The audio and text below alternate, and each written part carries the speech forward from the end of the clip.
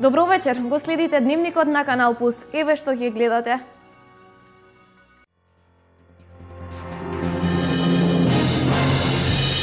Денеска се одбележува 3 мај, светскиот ден за слобода на медиумите. Денот се одбележува од 1993 година по препорака на Генералната конференција на УНЕСКО.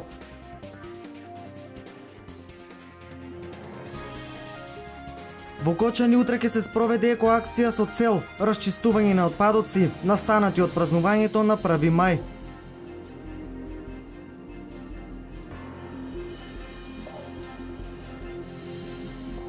Апел за помош за 53 годишната Зумра Мустафова од село Црник, Пехчевско.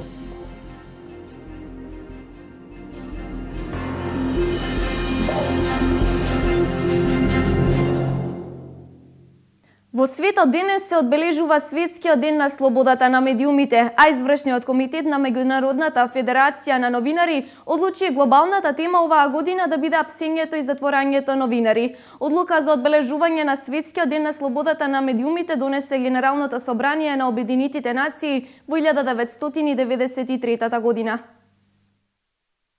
Секоја година на 3 мај се одбележува Денот на слободата на медиумите, чија цел е да се упати повик за подобрување на фундаменталните права за слободата на изразување. Генералното собрание на Обединетите нации во 2003 година го прогласи 3 мај за Светски ден на медиумите. Со воспоставување на овој ден медиумите всушност се предупредуваа на тоа дека оваа слобода постојано е оневозможувана во земјите ширум светот. Текстовите се цензурирани, а новинарите, уредниците и издавачите се напаѓани, затворани и убивани. Според податоците на организацијата Репортери без граници, досега во текот на оваа година во светот се убиени 24 новинари, а 158 се уапсени. Од овде се поставува прашањето дали во Македонија има слобода на медиумите, а граѓаните со поделени мислења. Не, немат. Зошто? Како да кажам зошто? Па сите сме очевидци и гледаме дека немат. За медиумите нема слобода, медиумите се под притисок и медиумите се обоени партиски. Уопште медиумите немат цензура. Има. И тоа преголема слобода. Например? У слободниот печат се пишува се што.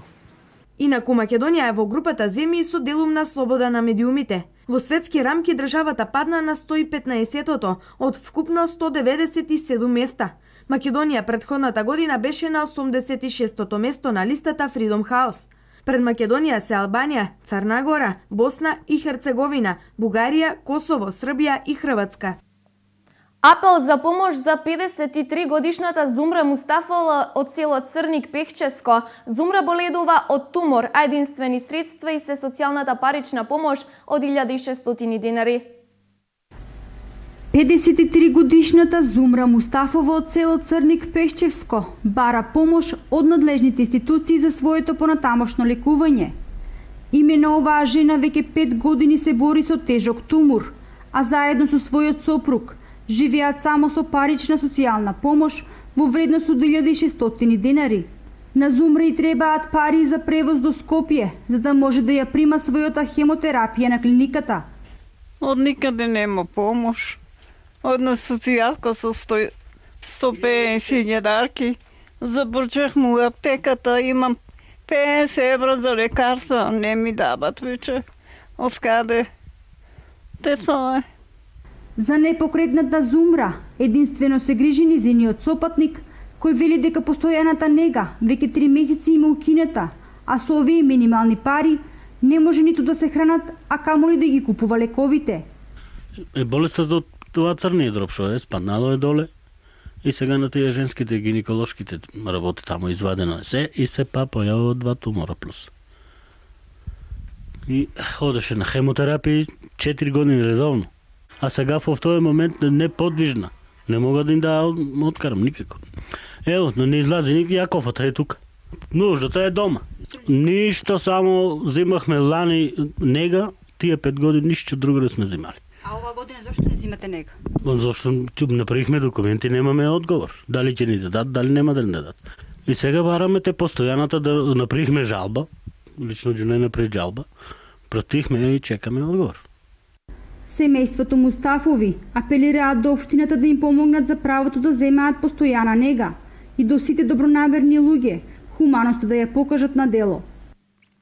Болката во рбетот е еден од најчестите здравствени проблеми кај луѓето. Доколку не ја сватиме оваа болка сериозно, тогаш таа може да потрае и да премине во поголем проблем. Болките и деформитетот на рбетот се јавуваат уште од мала детска возраст. Според физиотерапевтите, причините за појава на болки во рбетот е држењето на телото. Рабетниот столб е осков скелет на рабетниците кој се состои од раскавични или коскини пршлени. Кај човекот тој е изграден од 32 до 34 пршлени. Деформитетите кои настануваат во текот на развојот на телото под дејство на надворешни фактори кај децата главно се поврзани со промени во рабетниот столб. Причините за тоа се неправилното седење или држење на телото. Луѓе кои имаат промени во рабетниот столб се почесто се јавуваат за користење на ортопедски помагала. Луѓе со болки во рабетниот столб доваѓаат се почесто и почесто. Возраста е од најрани, значи од најмлади деца, да кажеме од 6 години, па докај се постарите лица, докај 70-80 години. Помагала има различни, значи има пластични, кои ги правиме по мерка, кои ги изработуваме, и има и готови производи кои се платнени, еластични, со разни појачувања кои го растаретуваат рабетниот столб. Кои помагала се најмногу барани? Па најмногу барани се скоро сите помагала. Најчесто е кај малите деца пластичните корсети, кои ги највише изработуваме и се најпрактични, значи за исправување во рабетниот столб. И покрај тоа што лекари и физиотерапевти наведуваат дека главни причини за деформитет и болки во рабетниот столб се држењето на телото, граѓаните сепак сметаат дека времето е причина поради која се јавуваат болки во рабетниот столб. Како? Те така нека боле како иде делото, како ќе помине према времето тоа. Времето кога некој пат боле, некој пат престане. И што ќе пиеш? Што помагалат? Па влие, како не влие? Обавезно влие времето. Времето е најглавен фактор што влие врз работниот столб и се друго, ревматски заболувања. Како што расте и напреднува технологијата, така се зголемува и бројот на интернет насилници. Иако во Македонија нема доволно сознанија, истражување и дебати на оваа тема, сепак неминовен е фактот дека ваквата девијантна појава постои и е широко распространета, како во светот, така и кај нас. Интернет силеџиството може да се случува 24 часа во текот на денот, 7 дена во неделата, дење или ноќе. Пораките и сликите може да бидат објавувани и дистрибуирани анонимно, брзо и до широка публика. При тоа, некогаш може да биде тешко или невозможно да се следи изворот од кој потекнуваат, а целосното отстранување на вознемирувачките содржини може да биде екстремно тешко, откако еднаш ќе се појават во јавноста. Како што расте и напредува технологијата, така се зголемува и бројот на ваквите девијантни појави. Секое агресивно однесување што некого повредува, злоупотребува и смејува се смета за силеџиство и е недозволиво, но доколку се случува преку интернет или мобилен, носи и дополнителни ризици. Секое несоодветно агресивно однесување кое што предизвикува исмејување или злоупотреба на личните податоци, како такво треба да се препознае нели како насилство и како таква појава е недозволива и треба да биде казнива. Значи силеџиите обично се луѓе кои што ставаат фотографии, туги фотографии, најчесто коментираат, ставаат нели несоодветни коментари, ги смејуваат другите без разлика и на тоа не размислувајќи дали ќе бидат повредени другите личности. Значи како такво треба да го препознаеме. Децата се најранлива група кога станува збор за ваков вид на силеџиство. Децата што се понижувани онлайн често се малтретирани и во живо. Дополнително, децата жртви на интернет силеџиството потешко успеваат да се справат и ослободат од ваквото однесување. Мерки кои што треба да се превземат најчесто во смисла да се заштитат децата како најранлива група, тука треба да се вклучат родителите и старателите, а може да се вклучат и наставниците да им дадат подобро предавање како да се заштитат, да не ги оставаат своите лични податоци на секакви сајтови, значи да не се ставаат секакви слики, да се оградуваат од такви информации, се со цел да се заштитат себе си, да не бидат нивните податоци злоупотребени во иднина и од такви луѓе. Психолозите се согласни дека не постои еден единствен профил на интернет насилник, бидејќи карактеристиките варираат во зависност од видот на малтретирање.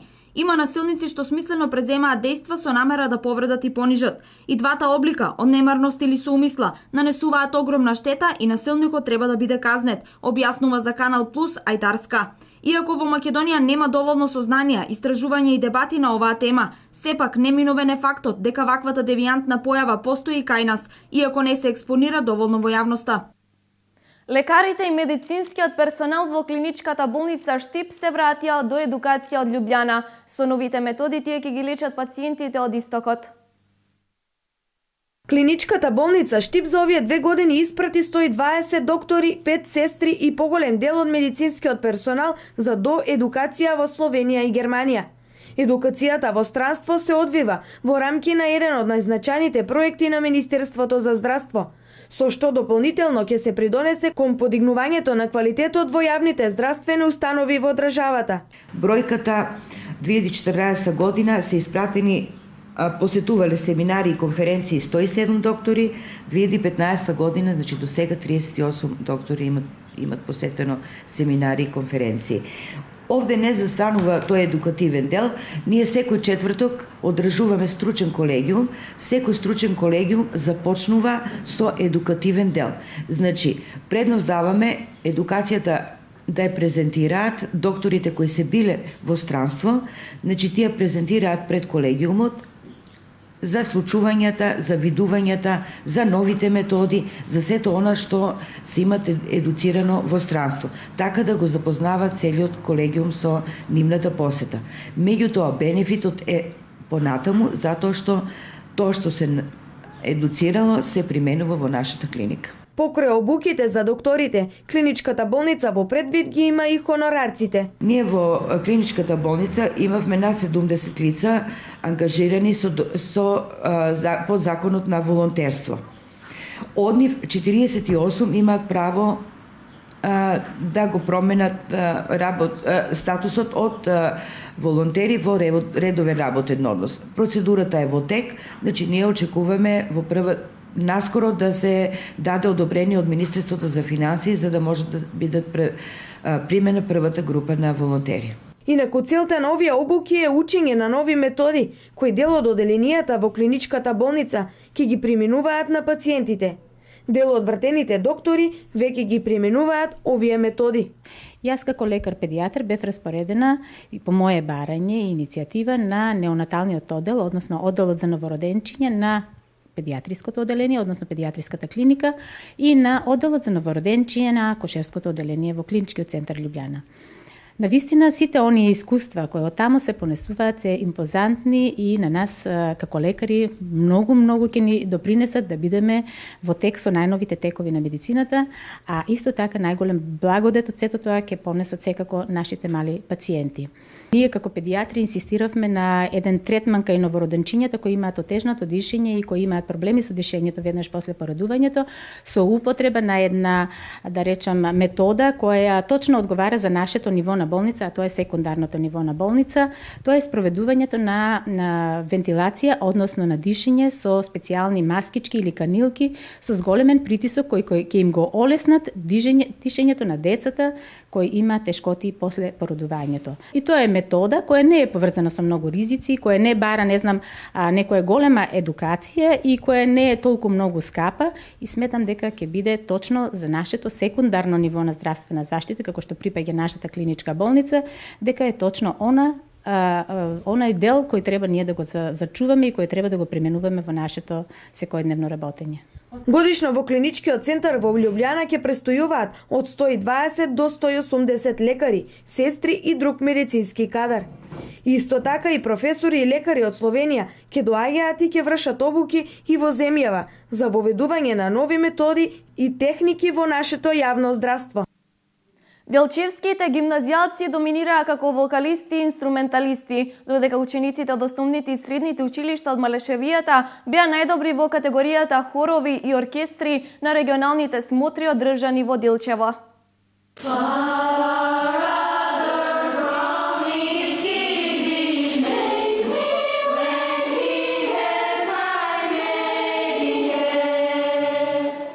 Хорови и оркестри од основните и средните училишта од Делчево, Македонска Каменица, Пехчево и Берово успешно се представија на регионалните смотри за хорови и оркестри, што се одржаа во спомендомот Аснов во Делчево. Учествуваат сите основни и средни училишта. Значи секоја школа ќе се представи со хор, оркестар. Од оваа година имаме вокални солисти, инструменталисти, така да програмата е доста интересна. Смотрите се отворени за целата јавност.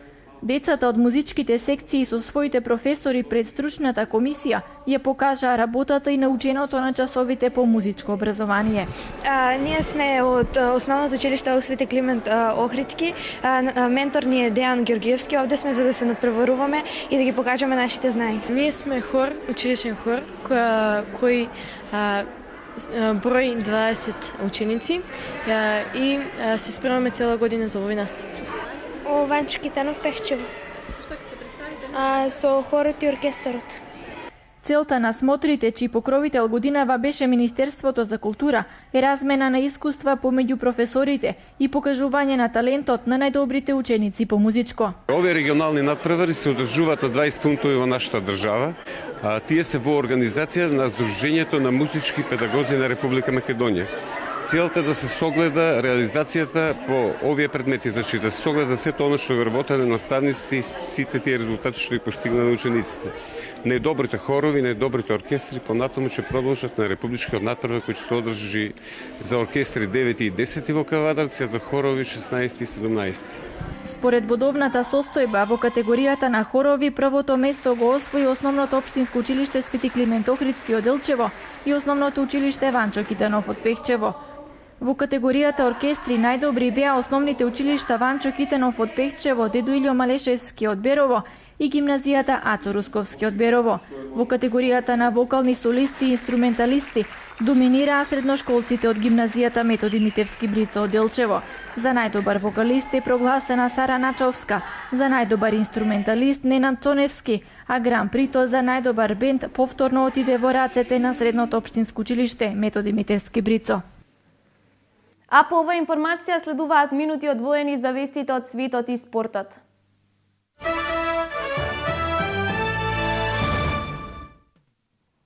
Бројот на жртвите од катастрофалниот земјотрес во Непал надмина над 7.000, а повредените се 14.000 лица. Помеѓу жртвите се и десетица странци. Се очекува нивниот број да расте, бидејќи се уште течат спасувачките операции, а многу луѓе се под урнатините на зградите. Најмалку 1400 имигранти од Либија биле спасени при операции на италијанските и француските власти. Бродовите на крайбрежната стража спасиле оддавање илјадници илегални имигранти кои патувале при вообичаени лоши услови на бродови на посредници. Италија спасила 1200 луѓе, а Франција 200. Сенародна радост ја зафати британската престолнина Лондон со веста дека принцот Хари и принцезата Кейт станаа родители на девојче. Возбудата настапи уште во првите секунди, кога кралскиот гласник ја објави веста пред болницата Сент Мери, а во исто време во дворецот Кенсингтон ја размножија до медиумите. Германската канцеларка Ангела Меркел на 10 мај ќе замине во Москва за да ми одаде почит на милионите убиени во текот на Втората светска војна. Меркел изјави дека и покрај несогласувањето со Русија, незината посета на Москва е многу важна. Меркел нема да присуствува на свеченоста, но наредниот ден ќе ја посети Москва и ќе разговара со рускиот председател Владимир Путин. Земјотрес со јачина од 5,7 степени по Рихтеровата скала ја погоди Јапонија. Епицентарот е регистриран на 185 км југоисточно од јапонскиот остров Иџу, соопшти Американскиот геофизички институт. Потресот бил на длабочина од 10 км. За сега нема информации за евентуални жртви или предизвикани материјални штети.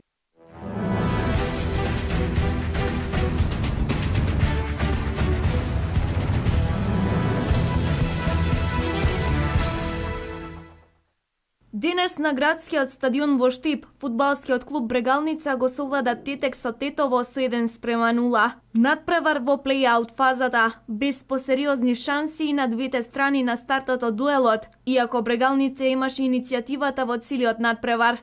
Во битката за опстанок во лигата, Брегалница ја задржа лидерската позиција бидејќи славеше над Тетекс, а победата ја донесе Христов во 39-та минута. Фудбалскиот клуб Брегалница во последните неколку надпревари покажа одлична одбрана и во 5 одиграни надпревари Брегалница нема примен погодок. До победа дојде и Пилистер кој славеше во гости кај Турново, на кој победата им ја донесе Гоце Тодоровски во 56-та минута. Младите генерации на фудбалскиот клуб Брегалница од Делчево во понеделник го играат надпреварот со Академија Апостолов Пандев од Штип, надпревар кој што требаше да се одигра за време на првомајските празници, но поради празнувањата се поместува за во понеделник. Од управата на клубот ги покануваат сите љубители на фудбалот да ги проследат младите таленти во походот кон нова победа и обезбедување на првата позиција во младинска. Поради празниците се одложува надпревар кој требаше да се одигра во сабота на 2 мај, надпреварот со екипата на Академија Апостолов Борче од Штип ќе се одигра во понеделник со почеток во 14:30 часот и од 2:30 почнуваат генерациите 2000-2001, значи во 3:30 15 за 4 генерација 2002-2003 и помали категории 2004, 5 и 6. Што е најбитно за нас, за генерација 2000-2001 е тоа што до сега дечињата немаа пораз. Едино имаме одиграно надпрва исто со екипата што треба да сретнеме во понеделник 1-1 во Штип. Инаку фудбалскиот клуб Брегалница од Делчево, како и нивниот противник Академија Апостолов Пандев се надпреваруваат во рамки на детската лига за Кочанскиот регион, лига во која генерацијата на Брегалница родена 2001 година минатата година го освои првото место.